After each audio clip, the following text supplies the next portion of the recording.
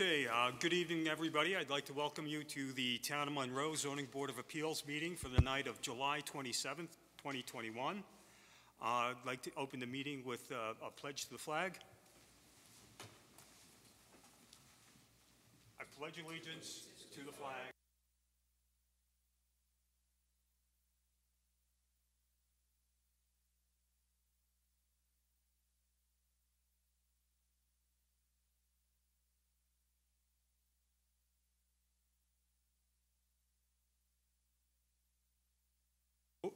Roll call, please. Michael Murphy. Here. Peter Lewis. Here. Kevin Scully. Present. Marcy Daniel. Present. Chip Postiglione. Here. We have a quorum. Thank you. Okay, so we have a relatively short agenda tonight. We have two returning applicants, and then I believe we have some minutes to review and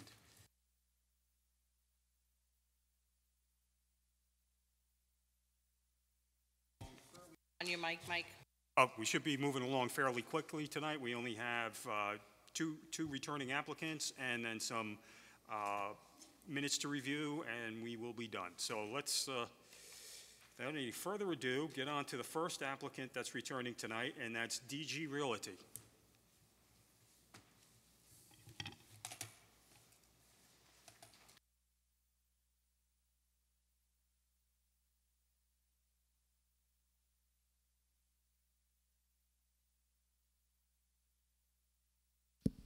First one to do. Yeah? Is that a good thing or bad? Oh, It's a good thing. that means you hear a lot. You can only get scolded for the same thing so much. Good evening, everyone. My name is John Queenan from Lankin Tully Engineering, engineer for the applicant for DG Realty Management. I think we've been, well, me personally, I've been before you on Zoom. It's my first time in person here, so glad to see everybody physically.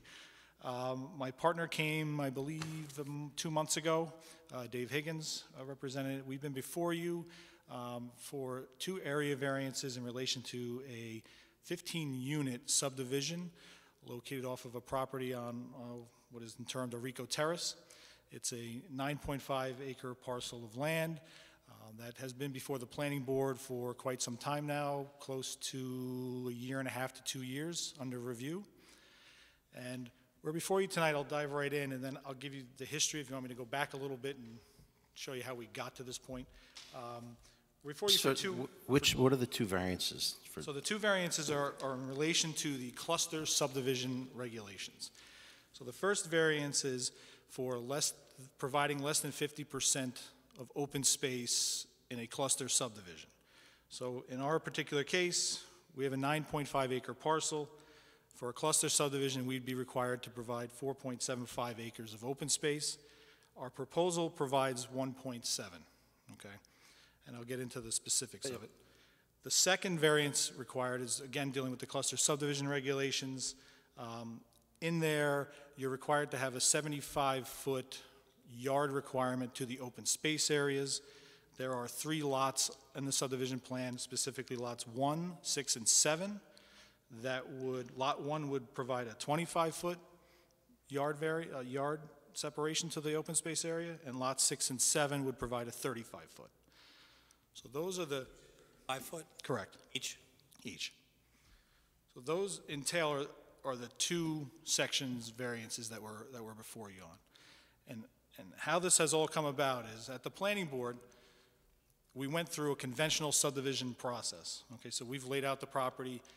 By right, conventionally, we are allowed 15 lots or 15 units, okay? Your code provides the planning board with a mandate that they require a cluster plan also be prepared as part of the process.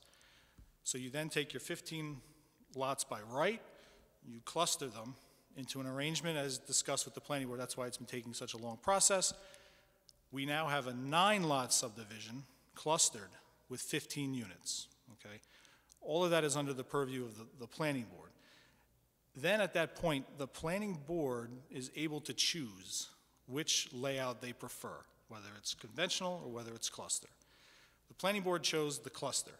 They felt that there were significant environmental benefits to clustering, smaller footprint, there's some open space that goes around the property. The caveat to the whole thing is the property is 9.5 acres. 3.9 acres of the property is an Orange and Rockland utility easement, okay? Through the deliberations with the planning board, it was determined that we could not use the 3.9 acres as part of our open space calculations. I disagreed with them, but that was what they came down and they said. So essentially, we're left with only, after you take the 9.5, take the 3.9 off, we'll never get to 50% open space ever. So what we're left with is the balance. So what the planning board concentrated on was, we like the cluster, we realize that you're not going to meet the 50% requirement because of the easements. They didn't consider open space. The code is gray on what is open space and what isn't, but that ship has sailed. So we're left with 1.7 acres. Now, our actual building area is 3.9 when it's all said and done. So if you take out the acreage of the easements and whatever else we can use, we're really working with a 3.9, which lends us to a requirement of like 2.6 acres if you take the easement out of the calculations. But that's not how the code is written. It's written on gross. So we're providing the 1.7. If you include the easements, which will remain open because we're not building in them, we'd actually be over. We'd actually have 5.6 acres of undisturbed land. So just on that point, the easements, you're saying that you disagreed with it, and you said the code also. The code is gray. The code doesn't say what open space is. It says that it should be something that should be preserved for scenic, ecological, wildlife. Like it gives a broad brushstroke of what open space should be. And you disagree with the fact that an O&R utility easement that's 150 feet wide and stripped clear should be considered open space with biological habitat value to it. No, I never said biological. Well, It's open space. It's part of what they're But after. it's open space. It's open space. It's green. Nothing says that open space has to be completely dense and forested, nor does it say that it has to be a comply wetland. with No, I'm just reading what the code says. minimal part of the law without complying with the spirit of the law. Well, the Okay. law is written. The law is black and white. There's no spirit of it. Also, it ties into scenic. That's the top of the hill. So you'd want to leave that open anyway. It's a scenic, and the planning board has made us do numerous visual cross-sections to that point. So to just disregard it, to say that because it's in an easement, it's useless, I don't disagree. But we're beyond that, so we're here. Conventionally, we can get to 15 lots. I can get to 15 lots without even using the easement, without a single variance. That was my question, that you could, Yes. taking out that easement, doing a conventional subdivision, the max yield is 15 lots, and that could Correct. fit in what's existing there. Correct. Okay. Obviously, the planning board, We did a fully designed subdivision layout, grading, utilities, to prove that number of lots. If you did the 15 lots conventional, would there be any other easements, any other variances that you would be going for at this time? No, we would not be before you. right, but you're in front of us to get variances. The planning board's already made decisions, correct? The planning board has made, well, Directed the applicant to go down Yes. the road of a cluster subdivision. correct. Right. Which would consist of 9 units. No, 15 units on 9 And 9 lots. lots. So you have duplex. That's right. Correct. Correct. Which is, again, allowed in the cluster provisions of the code. Right, but the conventional. Conventional was single family, just 15 15 units. 15 houses. Right, got it, okay. All right. Well, I thank you for that summary, John, because. Can I ask one more question? Sure, oh, we're just getting started. No. So if we, I'm not saying we will approve or disapprove variances, but in the event of no variances being approved, the this would divert, I'm not saying No, the applicant would have a choice. I'm not On sure. your mic, please.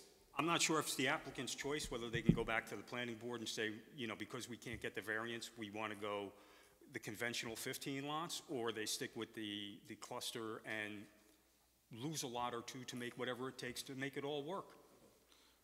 That's an answer, that's a question I think needs an answer. Well, unfortunately, there's no answer to that until you decide. right, understand. What I would foresee happening is it's not simply just losing a few units here or there. To get to the 50%, you would lose probably more than half of the units that are on the map currently. Going back to the planning board, we would simply request that the conventional plan then be taken under consideration. And within the code, the planning board does have the ability to waive their decision of clustering.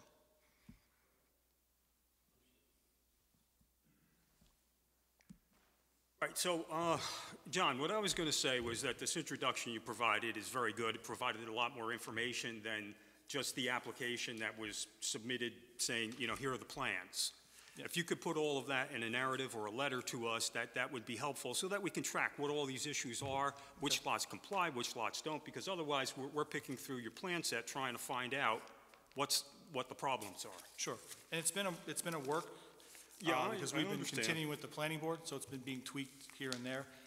We are at a position of the planning board that we're pretty much done with the technical review of the plan. It's been set now for probably a month or two in that regard. We'll be starting our secret process with them next month, and we have everything fairly lined up to complete that with them. Okay. So I have a series of questions, and I'd like to go through them all one at a time. Sure. First of all, and some of it's just statements, but first of all, the maximum length of a cul-de-sac that's allowed in the town of Monroe is 500 feet. Somehow, the planning board approved an extension of that by 330 feet to give you an 830-foot-long cul-de-sac. Is that correct? That is correct. Not somehow. The code gives the planning board the authority to waive Right, cul-de-sac. and I just wanted to go on record, and we'll go over this during the public hearing too, but I just wanted it to be on record that it was not the ZBA that granted you a waiver or a variance from that requirement, because That's correct. in my personal opinion, putting high-density development at the end of a 1,000-foot-long cul-de-sac without central water is a fire hazard waiting to happen. That's just my spin on the extended cul-de-sac that you're providing. Well, if I may, the planning board did send, I believe, correspondence to. Yeah, we got a letter from Ashley Torrey. Oh, yeah, explaining I just want to make sure received they receive that they have It- the it- capability of giving. They away. sent a letter explaining their rationale. It does not mean we accept it. That's, I understand. I just want to make sure you got the letter. yeah, no, we got the letter. Just not me telling you. That I they just, did this. as this goes forward, I don't want anybody coming back and saying, well, the ZBA gave them all the variances they needed to get No, moving 100%. forward. It So, was planning board's call. so the other thing is that I disagree overall with the cluster plan that you have before us, because within the cluster development guidelines, you're supposed to comply with all the state, local, and federal regulations for the subdivision plat to be valid. And I don't think that does, because of issue number one, your cul-de-sac is too long. So that's my opinion on that topic. I don't know what federal, state, or local Well, what regulation it that means, supersedes. what it means is you got to comply with wetland regulations, any wildlife issues, things like that. All the regulations. That's what I'm saying, is that the yield plan has to be a clean plan. It's got to comply with all the necessary regulations, and I think it doesn't, because it doesn't comply with the cul-de-sac length. The planning board and the town highway superintendent maybe granted you a waiver on that. I disagree with it because of the aforementioned fire hazard issues that could be associated with that. So that's item 1 and 2. The next item is road access. The only road frontage this parcel has is along Orico Terrace to a public road. Correct. And that road frontage is very steep. It's from 40 to 65% grade. It consists of solid rock. It's about 540 feet long.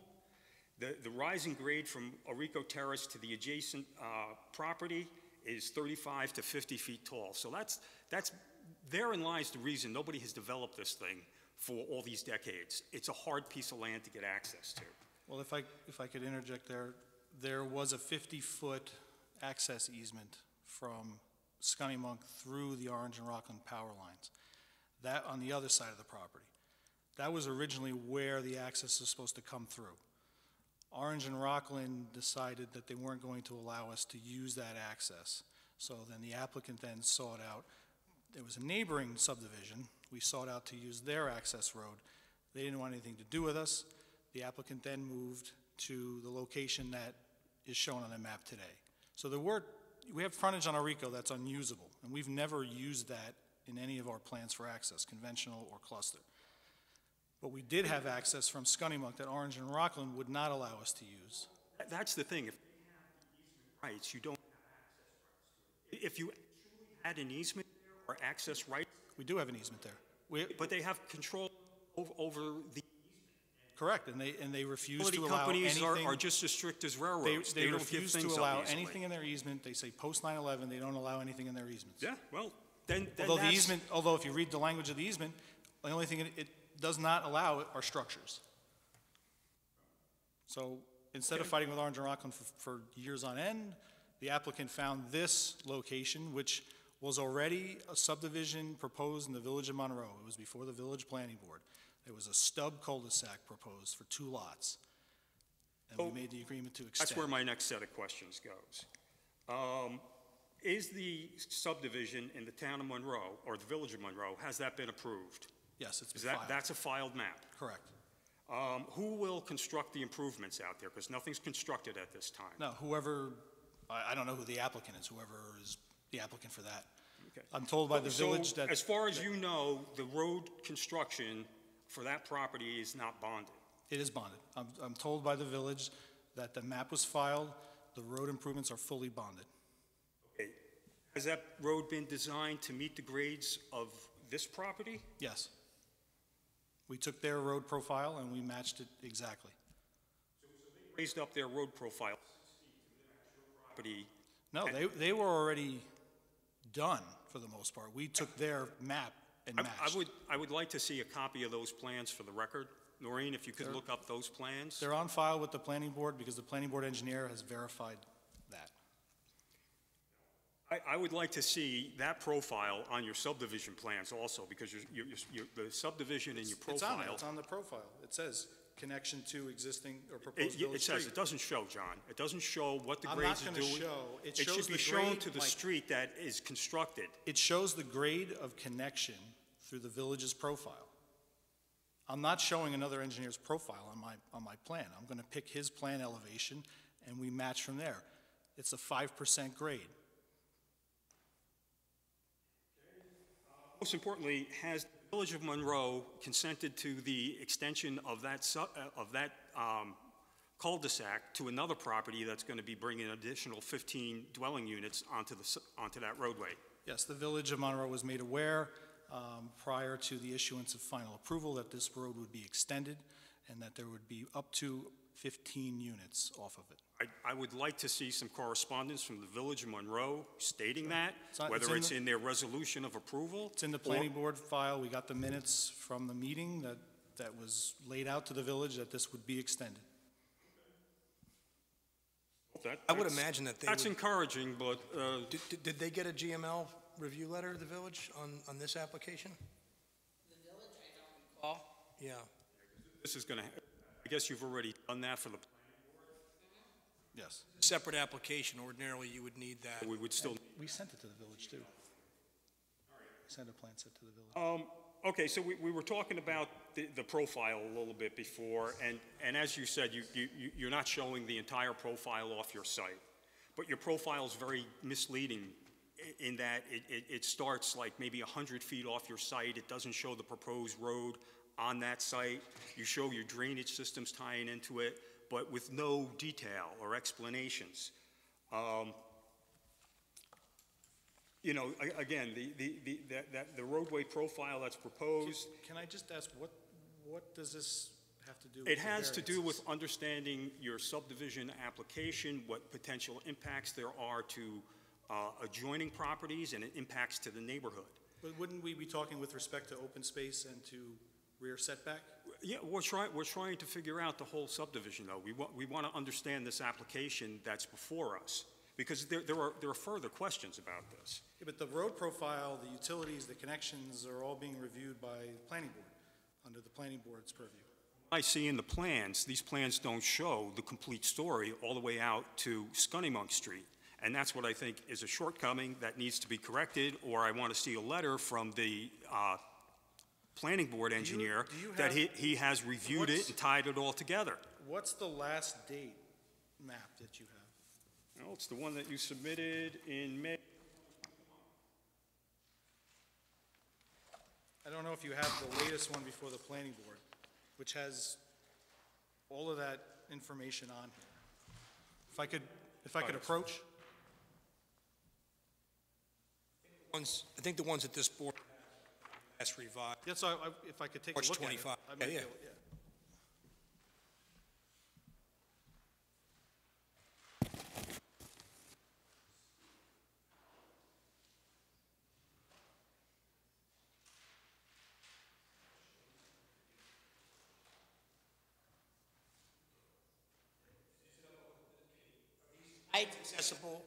One's accessible up on the screen, or? Oh, we don't have PDFs of these plans. Okay. Map shows everything that's proposed. Should have a PDF.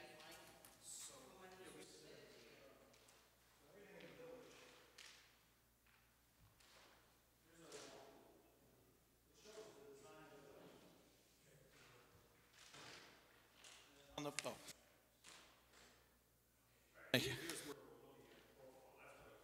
Yeah, The profile does not show all the utilities or the drainage. Somebody grab a mic. sure it and does. It has speak. the drainage line here that comes down. This is the village design.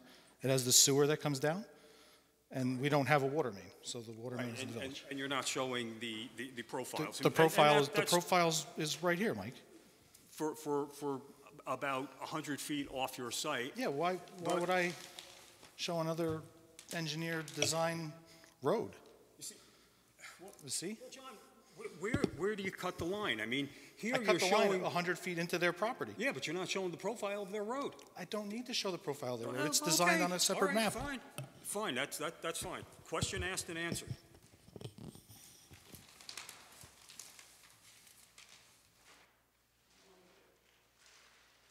So, in that road design, we know you're coming off of your property 6 feet above existing grade. That makes the adjacent road 6 feet higher than existing grade in the village. How do you propose to build that road 6 feet higher than adjacent grade without encroaching on lands now or formerly Gordon? So you've got a 6-foot fill directly adjacent to a neighboring property. How is that being accomplished? Do you have a grading easement? Do you have retaining wall designs in there? Did the village accept a retaining wall to support their roadway system? I didn't do their design, but that road has to be constructed first before we're able to build. It's just, it's a big question in my mind, how you tie into something 6 feet in the air without showing the work on the other property. If you'd like, I can just put a dash line and extend and say, other profile by so-and-so engineer. Okay, so moving on. Looking at your road profile.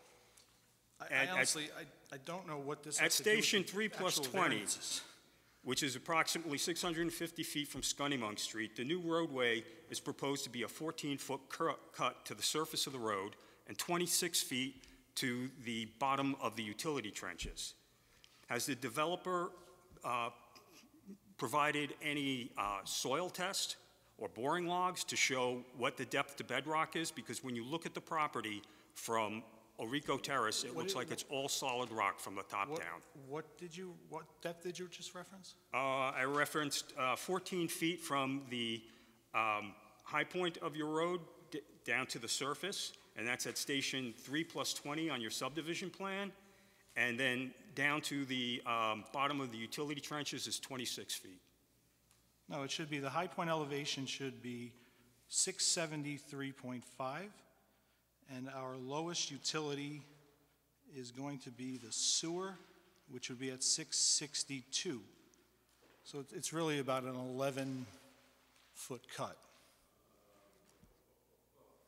I'm looking at the profile, I see an existing grade of 685, a proposed grade of 672, so that's 13 feet roughly. And then the bottom of the utility line is at 660. So 660 to 685, 686 Oh, is through 26 through the feet. high point, it's deceiving because it's basically a knob. Right, and that's what I'm saying. You're going to be very deep in the ground, not only with the roadway and the utilities, but also the houses. What geotechnical data do you have for this site? None. None. That's a pretty ambitious plan without knowing what the soil conditions are. All right? I'll let the planning board know. I'll let the planning board know also. The other question I have regarding that is, do you anticipate blasting for rock removal? Not at this time. Okay, you don't anticipate, have no data on whether it's required.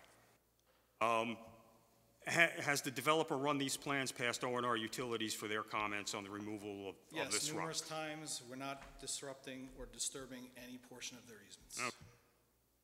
Now, next topic is storm drainage. The stormwater discharge from this project ties into the presently unconstructed stormwater drainage system on the adjacent project in the village of Monroe. Has the proposed drainage system been sized to accommodate the additional flows from this project? We've done a full SWIP. Shows that our levels will not exceed post-development discharge levels from the site. I find that difficult to believe with the extent of development that's being proposed here. But more interestingly is that the proposed drainage system in the village has an unconventional outlet. It's a series of seepage pits. Now, you know, from what you can see out there in the field, it's either rock or it's wetlands out there. Across the street, there's a wetlands right from where these seepage pits are. So, you know, without knowing whether or not those seepage pits are going to accept all this additional flow from your subdivision, your 15 houses, these big houses, the additional roadway surfaces. Well, it's the same amount of flow that's going there now. We're meeting the pre-development levels. Pre versus post. I really question that, John, because, I mean, I don't see how, you know, you can create a 1,000-foot of roadway. It's called a retention basin. It's retained. Right, So that if it's the a very property- small retention basin, and I got questions about that also, because. I gotta really be honest. This has nothing to do with the variance application. This It has to do with the buildability of this Second planning subdivision. board meeting, I'm sorry. The application before you is for 2 variances. It is not about the storm drainage design, the utilities. It's not, that's all the Right. planning board's purview. John, the chairman has the right to ask as many questions as he wants about anything with the project. And that, I mean, we understand what you're saying, but he has that right. So, I mean, John, it's simply I look at this plan and I have a lot of questions, and that's why I'm asking. But you're basically, every answer I give you, say you don't believe it. But all of this has been provided already to the planning board. They are doing this review also. I wouldn't have gotten this far if it wasn't.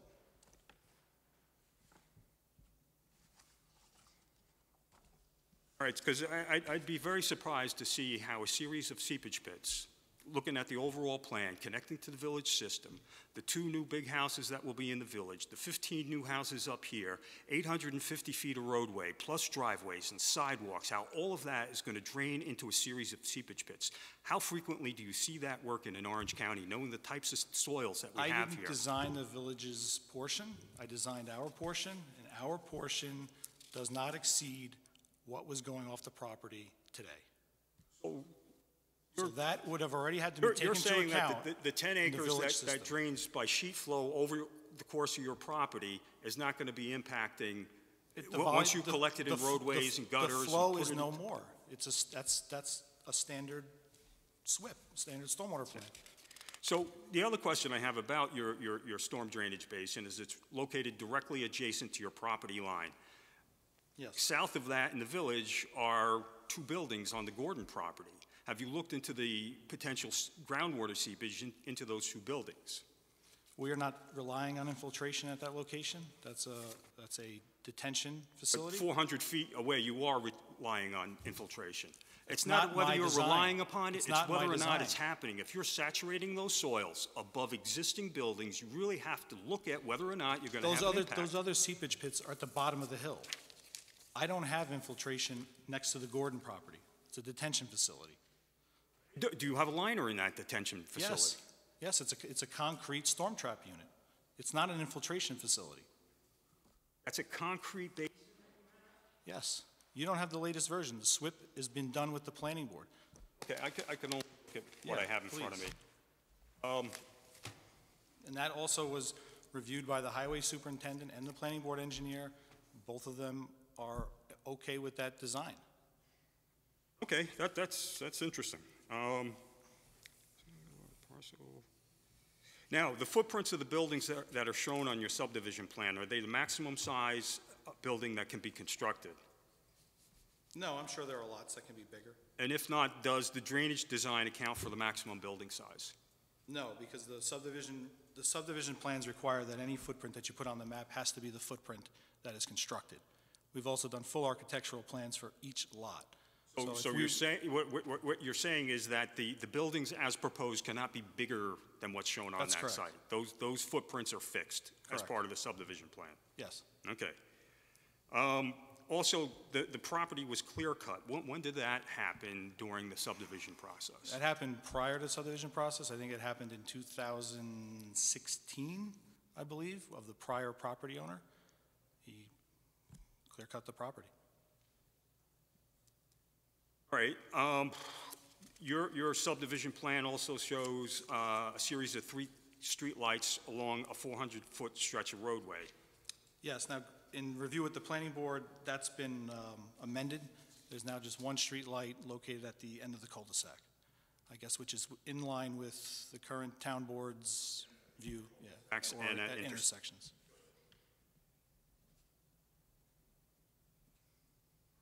Now, it also seems like your subdivision maps aren't completely compliant with the mapping requirements of the preliminary plan. And I refer you to section 65A for a full list of those requirements. Okay, is there any one in particular? Because this would be news to me. Well, there's, I think I have 2 examples here. Sure. The contour line features do not extend 200 feet beyond the subdivision boundary. This makes it difficult to determine how this site ties into surrounding neighborhoods. Some owners do not allow us to Yeah. go onto their property. There are other ways to show it by approximation from GIS maps, but Then my surveyor wouldn't certify to it, so it gets a little difficult. Without interrupting the proceedings, I have a bunch of questions, but I don't know if they're questions that I should be asking. I think this is our opportunity to ask questions so they know what our concerns are before they come back with their final. I'd be interested in actually getting. I'd be interested in getting your opinion on something, Okay.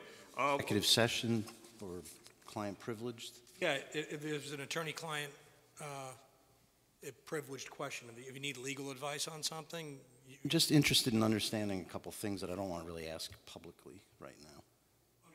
legal advice, then you can make a motion to go into an attorney-client session to seek and receive attorney advice. So you could do that now.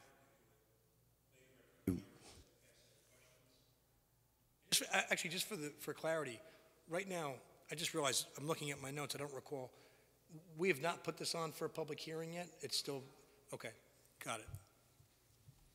So, yeah, at any time, any time a motion could be made to that effect. Would I make a motion to go into executive session? Purpose of receiving legal, For seeking and receiving legal advice? For the purpose of receiving legal advice. I'll second the motion. All those in favor? Aye. Aye.